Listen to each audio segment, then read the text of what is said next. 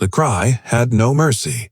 It pierced through the recycled air of first class like a fire alarm that no one could shut off. For 3 endless hours, the tiny lungs of a 6-month-old baby ruled the cabin, drowning out the steady hum of the engines, leaving nerves raw and patience gone. Heads turned, eyes rolled, and sighs spread like wildfire from seat to seat. A businessman slammed his laptop closed in defeat, while an elderly woman muttered under her breath about parents who couldn't control their children. Flight attendants moved with forced smiles that faltered with each shriek, balancing trays of untouched champagne and plates of uneaten meals. Even their polished training couldn't mask the tension boiling just beneath the surface. At the center of it all sat Harrison Reed, a man whose name carried weight in boardrooms across the world. Billionaire, empire builder, master dealmaker, yet here, in the cramped theater of a transatlantic flight, he was simply a father undone. Sweat dampened the collar of his immaculate shirt as he bounced his daughter Olivia in desperate rhythm, whispering promises she couldn't understand. His monogrammed handkerchief was already soaked, his confidence cracking under the judgment of 100 strangers. He had closed billion-dollar acquisitions without blinking. But this felt impossible. The flight attendant leaned close, voice barely audible over the wails. "Sir, we've had several complaints. Is there anything else we might try to quiet her down?" Harrison's throat tightened. He had tried bottles, toys, pacing the aisle until his legs burned. Nothing worked. His baby's face was a storm cloud of red, her cries sharp enough to cut through any defense. And now, every pair of eyes in first class seemed to drill in too, him stripping away the armor of his wealth and status. Then, just as the pressure reached its breaking point, the curtain separating luxury from the cramped seats of economy stirred. From the shadows of the back cabin, a lanky teenager in a worn hoodie rose to his feet. His voice was quiet, but it carried. "I think I might be able to help." And in that moment, every passenger held their breath. The morning light slipped through thin curtains, painting faint stripes across the small bedroom Marcus shared with his little sister. On the dresser sat his one good shirt, freshly pressed by his mother after her night shift, its collar just a little frayed from years of careful use. Beside it lay a battered backpack, worn soft at the seams, holding the most valuable things. He owned a travel chess set, a notebook filled with scribbled strategies, and a letter that had changed everything. The invitation to compete in the International Youth Chess Championship in London. Marcus stood in front of the mirror, straightening his shirt again and again, whispering the words his coach drilled into him. "You got this." His hands trembled slightly, not from fear of the tournament itself, but from the weight of what was riding on it. Winning could mean a full scholarship, a door into a world that had always felt closed to kids from his neighborhood. Losing might mean watching that door slam shut forever. Behind him, the bathroom door creaked open. His mother leaned in, exhaustion etched into her face, but her eyes bright with pride. "My champion," she said softly. Gloria Johnson had carried the family since Marcus's father had gone away, working double shifts as a nurse's aide. Every chess book, every entry fee, every bus ride to a tournament had been carved out of her paychecks and her sleepless nights. She smoothed an imaginary wrinkle from his shirt, whispering, "You belong there. Don't let anyone tell you otherwise." From the living room came Zoe's high-pitched voice, "Marcus, your chess stuff is ready." She was only 7, but she had lined up his board, notebook, and lucky pencil on the coffee table as if preparing an altar. Her faith in him was unshakable, and Marcus carried it like an extra weight, heavy but grounding. 20 minutes later, Gloria pressed folded bills into his palm for taxi fare. He tried to protest, but she shook her head. "No son of mine is taking the train to the airport for his first international flight. Text me when you land." As the cab pulled away, Marcus caught a last glimpse of his mother and sister waving from the window. Their love and sacrifices followed him like a shadow. He couldn't fail. Not today. Not with everything depending on him. The skyline of Chicago glittered like a crown outside the penthouse windows as Harrison Reed ended his video call with a team in Tokyo. One decisive click and another acquisition moved forward. His schedule was stacked, his minutes carved into precise blocks. Time was the one commodity even a billionaire couldn't buy back, and Harrison guarded it with the same ferocity he once guarded his startup in its earliest days. "Your itinerary is updated, sir," said Vivian, his assistant, standing with military posture and a tablet in hand. "The jet is fueled and waiting at the private terminal. Mrs. Reed's assistant confirmed she'll meet you in Paris tomorrow evening." Harrison nodded, already moving on to the next item. "What about Olivia?" he asked, glancing at his watch. Normally, the nanny would have been there by now. Vivian's expression flickered just for a moment. "Marie called in sick. Family emergency. We've been unable to secure a replacement on such short notice." He pinched the bridge of his nose. "The agency knows no outsiders on the jet. It's a security protocol for a reason." "Correct, sir." "What about Catherine's mother?" "Still in the Maldives," Vivian replied, her voice clipped. "Unreachable until next week." So that was it. No nanny, no jet security clearance, no backup, just him and a 6-month-old baby he barely knew how to handle for more than a few hours at a time. His jaw tightened. "Book us on the United flight to Paris," he said finally. "First class, same route Catherine took?" Vivian blinked. "Commercial, sir." "Security. No announcements," Harrison cut in. "Priority boarding. We'll blend in." An hour later, he sat in the first-class lounge at O'Hare. Olivia perched on his lap. The platinum credit card he handed her became a toy, her tiny fingers fascinated by the shine. His phone buzzed. A message from Catherine. "Are you seriously flying commercial with our daughter? Have you lost your mind?" He typed back quickly. "Calculated decision. Explain later." "Olivia's fine." She cooed at his tie as if to mock the idea. Vine. Harrison bounced her on his knee, feeling uncharacteristically off balance. He could run global operations across 3 continents, but today he was about to board a commercial flight alone with a baby, and no amount of wealth could make that easier. For the first 40 minutes, everything seemed manageable. Olivia squirmed a little during takeoff, her tiny fists clutching at her father's shirt collar, but she eventually settled against Harrison's chest. He allowed himself a rare breath of relief, answering a couple of emails one-handed while the cabin settled into its quiet rhythm. Maybe, just maybe, this wouldn't be the disaster he feared. Then the whimpering began. Soft at first, almost a whisper under the steady drone of the engines. Harrison slipped a pacifier between her lips. She spat it out. He tried a bottle. She turned her head, rejecting it with a furious cry. Within minutes, the quiet murmurs of discontent spread through first class as her whimpers built into sharp, piercing screams. He rocked her gently. He walked the aisle, pacing back and forth, ignoring the stares burning into his back. Nothing worked. Her cries grew louder, more frantic, her tiny face reddening to an alarming shade.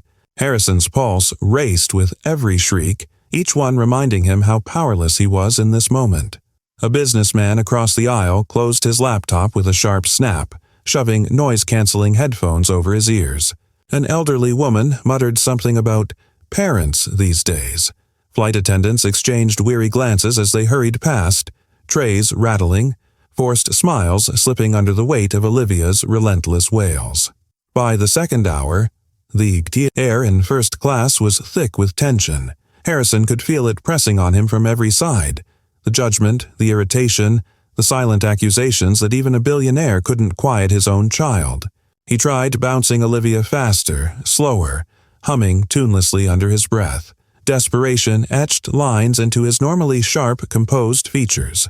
3 hours in, Harrison Reed, the man who could bend markets with a phone call, sat slumped in. His leather seat, shirt rumpled, hair askew, utterly defeated by a 6-month-old baby. And as her cries sliced through the cabin, passengers shook their heads, wondering how long they could endure it. It was in this moment of collapse, when his confidence finally cracked, that the curtain at the back of the cabin stirred. Someone else had heard, and someone was about to step forward. The cries carried past the heavy curtain dividing first class from the cramped rows of economy, cutting through the hum of conversations and the clatter of the beverage cart. Marcus shifted uncomfortably in his narrow seat near the restrooms, tugging the hood of his sweatshirt over his head. He had tried to drown out the noise with earbuds, but the wails pierced through anyway, raw and desperate. He closed his eyes, and for a moment he wasn't on a plane to London. He was back home, holding his baby sister Zoe during one of her colicky nights. Only he had ever been able to soothe her. His mom called it the magic touch, but Marcus knew it was just patience, rhythm, and paying attention to what she needed before the cries turned unbearable. He thought of her tiny fists curling around his finger, the way her breathing would slow when he hummed the same tune over and over. A knot of responsibility twisted in his chest. He glanced toward the curtain again. The baby wasn't stopping. If anything, the cries were getting louder, sharper. Passengers groaned. A flight attendant moved quickly down the aisle, her expression tight, her tray of drinks sloshing. Marcus's jaw clenched. He needed rest before his tournament tomorrow, the tournament that could change everything, but he knew what he had to do. Before doubt could drag him back into his seat, Marcus unbuckled his belt and stood. His tall frame unfolded in the narrow aisle, drawing a sharp look from the flight attendant. "Sir, please sit down," she ordered, her voice firm. "First class is for ticketed passengers only." Marcus's heart pounded, but he steadied. His voice, "That baby's been crying for hours. I think I can help." Her eyes flicked over him. The worn jeans, the hoodie stretched at the cuffs, the dark skin she had seen too many people judge before even hearing them out. Suspicion lingered in her gaze. "Sir!" The curtain snapped back. There was Harrison Reed, his polished image shattered, his baby screaming in his arms. His voice broke with exhaustion. "Please, I'll pay anyone who can get her to stop crying." A hush fell. No one moved, no one volunteered, except Marcus. He stepped forward, hands raised slightly in calm. "Sir," he said quietly, "I might be able to help." Every eye turned toward him, and in that suspended moment, the future shifted. For a heartbeat, Harrison hesitated. He studied the lanky teenager in the faded hoodie, doubt flickering across his weary face, but desperation overruled suspicion. His arms trembled as he extended the screaming child toward Marcus. The baby's cries were shrill, her little body stiff with frustration, but Marcus held her as if it were second nature. He cradled her head with one hand, supporting her with the other, and began to move, slow, steady, deliberate, not frantic rocking, not desperate bouncing. A calm rhythm, the same one he had practiced 1,000 times with his sister Zoe. He pressed gently at points along Olivia's back, small circles just below her shoulder blades. At the same time, a low hum rumbled from his chest. Not a melody, just a steady vibration she could feel more than hear. His long frame swayed almost imperceptibly with each breath, a motion separate from the turbulence rattling the plane. At first, the cries fought him, cutting sharp and loud against the quiet hum. But then came a pause, a hiccup, another short wail, softer this time. Marcus adjusted, humming deeper, pressing in rhythm, whispering quietly to her as though only she could understand. "That's it. Feels better, doesn't it? You're just trying to tell them what's wrong." The impossible happened. Olivia's fists unclenched. Her rigid body softened in his arms. The crimson in her cheeks faded as her cries dwindled into tiny hiccups, then sighs. Within minutes, her eyes fluttered, heavy with exhaustion, until finally she went quiet, her breath slow and even against Marcus's chest. The entire cabin exhaled as one. Relief swept through first class like a cool breeze. The businessman lowered his headphones.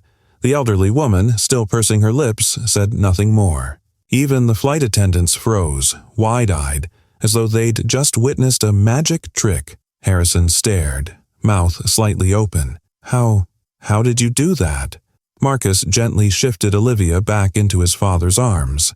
"It's about patterns," he explained softly, "and pressure.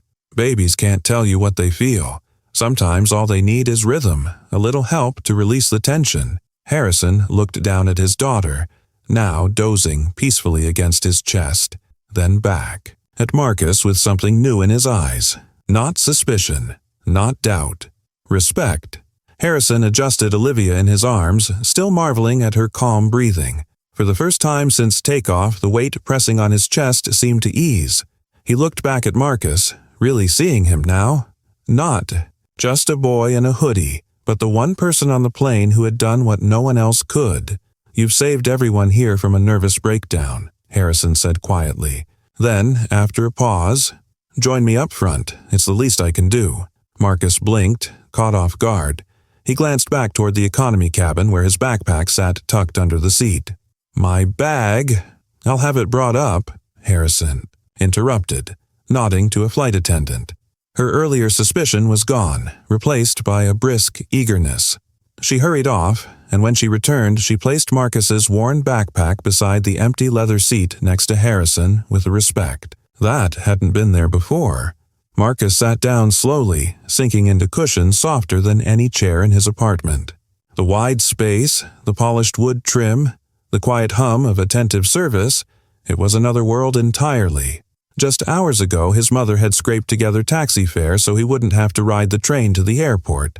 Now, here he was, sitting, in first class beside one of the richest men in America. A stewardess set a glass of sparkling water on his tray, her tone warm now, almost apologetic for how she had treated him earlier. Marcus mumbled a thank you, his eyes darting between the luxury around him and the baby who had finally surrendered to sleep. Harrison studied him with curiosity, a businessman assessing a puzzle he wanted to solve. Marcus felt the weight of that, gazed but sat taller, refusing to shrink. For the first time on that long flight, silence felt comfortable. Two worlds had collided in the aisle of a plane, and against all odds, an unlikely connection was beginning to take shape. The baby slept, soundly in the bassinet now set up beside Harrison's seat, her soft breaths almost unbelievable after the hours of chaos. Harrison leaned back, loosening his tie, his sharp features still carrying the look of a man humbled. His gaze shifted to Marcus. "So," he said, voice quieter, "what brings you across the Atlantic? Certainly not babysitting." Marcus straightened. A little, the old reflex of proving himself kicking in. "Chess tournament, the International Youth Championship in London." Harrison's eyebrows rose. "Chess? You're a player?" "Junior master," Marcus said, his tone respectful but steady. "I've been competing since I was 10. This tournament's, well, it could mean a scholarship, maybe even sponsorships." There was no boasting in his voice, only the calm weight of someone who understood what was at stake. Harrison tapped his fingers against the armrest, intrigued. "Interesting. I've always admired the game, though I never had the patience to master it. Seems to me it's a lot like business strategy. Patterns, consequences, thinking 5 steps ahead." Marcus smiled faintly. "It's exactly that. Every move you make shifts the balance of the board. Small decisions ripple out, changing everything. That comes after." Harrison considered this. "Sounds familiar." The boy reached into his backpack and pulled out a magnetic travel chess set, its edges worn smooth from years of use. He set it carefully on the tray table between them. "Care for a game?" Harrison gave a short laugh. "Fair warning, I'm not about to throw a match, even if you're the only reason my daughter's asleep right now." They began to play. Marcus's moves were precise, thoughtful. Harrison, though rusty, showed a surprising grasp of openings. Still, Marcus held back just enough. Instead of pouncing on every weakness, he explained as they went, how a pawn structure could shape an endgame, how patience could be more powerful than aggression. "You're not playing to win," Harrison observed after a few exchanges. "I'm playing to teach," Marcus replied simply. The words lingered between them. Harrison studied the board, then the young man across from him. For the first time, he recognized not just a teenager with a gift for calming babies, but a strategist, a thinker, someone who saw the board of life in ways others didn't.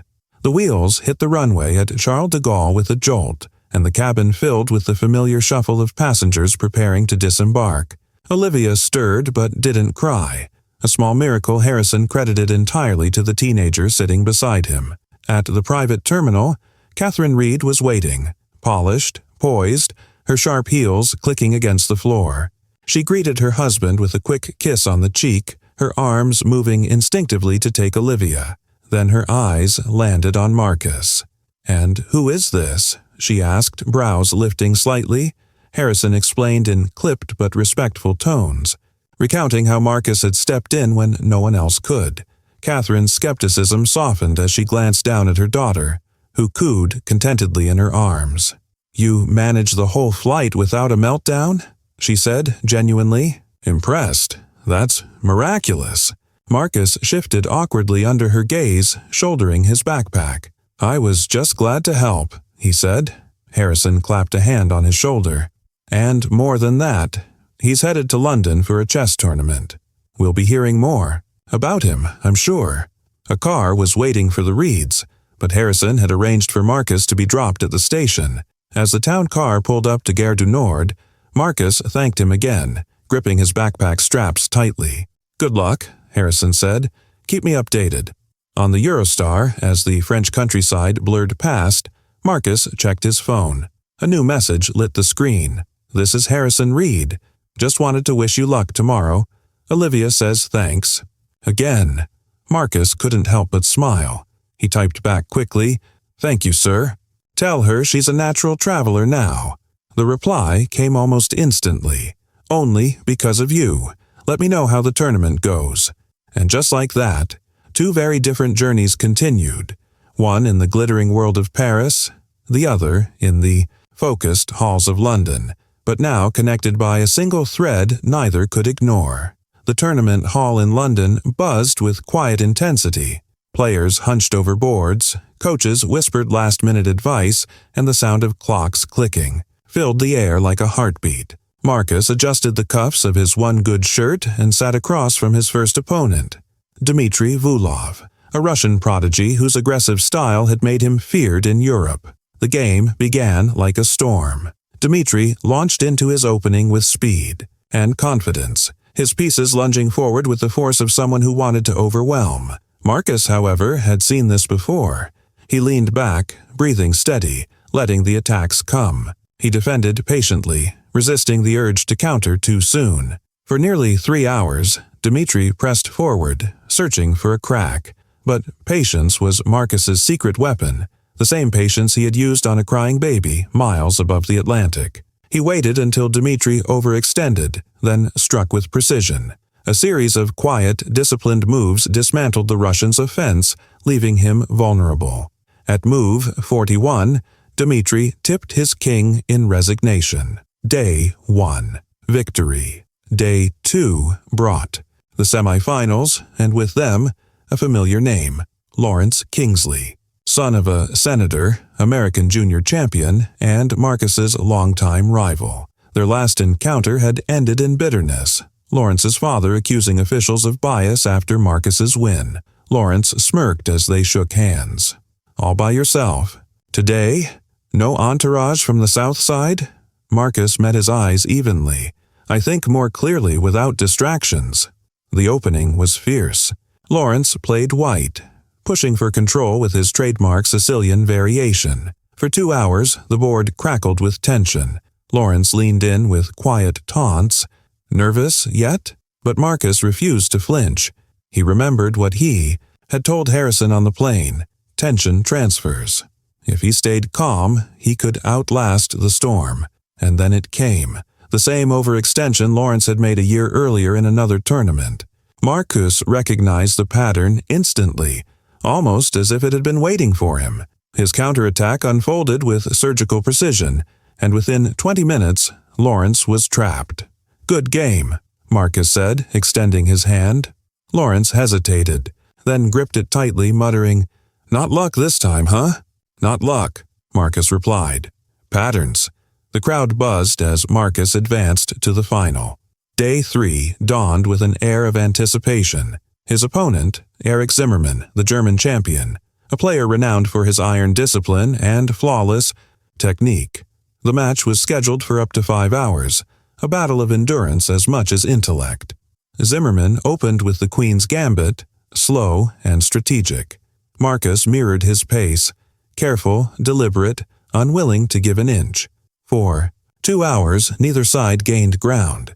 The hall was silent, but for the clicks of the clock, the tension building like a coiled spring. By hour 3, Zimmermann pressed harder, testing Marcus's defenses. The strain was visible on both faces, sweat, furrowed brows, fingers trembling slightly over the pieces, but Marcus had trained for this. He breathed steady, recalling the rhythm of calming a baby. Slow, patient, unshakable. Then came the moment. Zimmerman launched an attack on Marcus's queenside, overcommitting in his pursuit of advantage. Marcus saw the opening, faint, almost. Invisible, but unmistakable to someone trained to recognize patterns. A knight sacrifice. Bold, risky, but devastating if played correctly. He slid the piece forward. Gasps rippled through the audience. Zimmerman hesitated, eyes scanning the board, realizing too late the trap he had stepped into.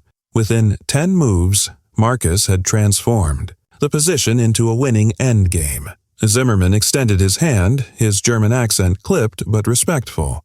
Brilliant sacrifice. I didn't see it until too late. Marcus shook his hand, the reality sinking in as applause swelled around him. He had done it. Champion. Scholarship secured. As officials handed him the trophy, Marcus caught his reflection in its polished surface. He didn't just see the boy from Southside Chicago anymore. He saw someone who had grown, who had learned to find calm in chaos, patience in pressure. The same instincts that soothed a crying baby had carried him through the fiercest games of his life. And in that moment, as the crowd cheered, Marcus knew he had changed the structure of his board forever. Back in Chicago, Gloria Johnson nearly dropped the laundry basket when the phone rang. On the other end was a polite woman with a crisp, professional voice. "Mrs. Johnson, this is Vivian from the Reed Foundation for Educational Excellence. We'd like to discuss potential support for your son Marcus after his tournament." Gloria's heart leapt. She scribbled the number down, her hands trembling. The Reed Foundation. She had heard of it. Scholarships, mentorships, opportunities that seemed like dreams for families like theirs. When Marcus called that evening to share news of his semi-final win, she couldn't keep it in. "Some foundation called," she said breathlessly. Said, "They were interested in sponsoring you. Reed Foundation. Do you know them?" There was a pause on the line. Marcus sat on the edge of his hotel bed, staring at the phone as if it had grown heavier in his hand. Reed. Harrison Reed, the billionaire who had watched him calm a baby at 30,000 feet. So it wasn't just gratitude. Harrison had already set things in motion, quietly, behind the scenes. Marcus's chest tightened. Part of him wanted to be grateful. No, he was grateful. But another part of him bristled. Was this genuine recognition of his talent, or charity dressed up as opportunity? Was he being helped because he earned it, or because a powerful man felt indebted? He thought of his mother's tired eyes, the sacrifices she made every day just to keep food on the table and his dreams alive. The money, the support, it could change everything. Yet the pride in her voice reminded him of something else.